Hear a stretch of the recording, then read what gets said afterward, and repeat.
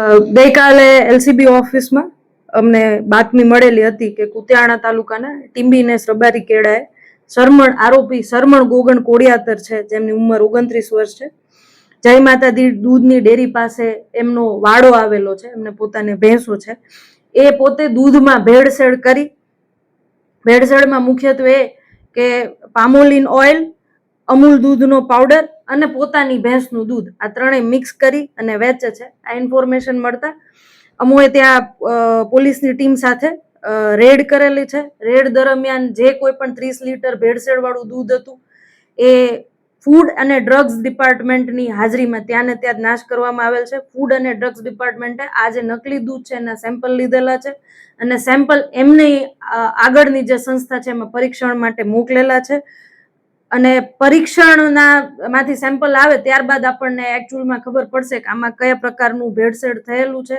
અને લોકોની હેલ્થને કેટલું નુકસાન કરે એ પ્રમાણેનું ભેળસેળ થયેલું. એ રિપોર્ટ બાદ આગળની કાર્યવાહી ફૂડ એન્ડ ડ્રગ્સ ડિપાર્ટમેન્ટ કરશે.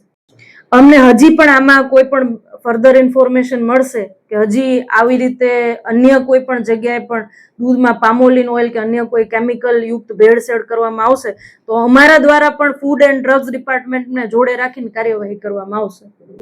30 લીટર શંકાસ્પદ દૂધ મળેલું છે. દૂધ બનાવેનો પાવડર 75 કિલો મળેલો છે. પામોલિન તેલ 14 ડબ્બા મળેલા છે અને મિક્સચર અને ગ્રાઇન્ડર મળેલું છે.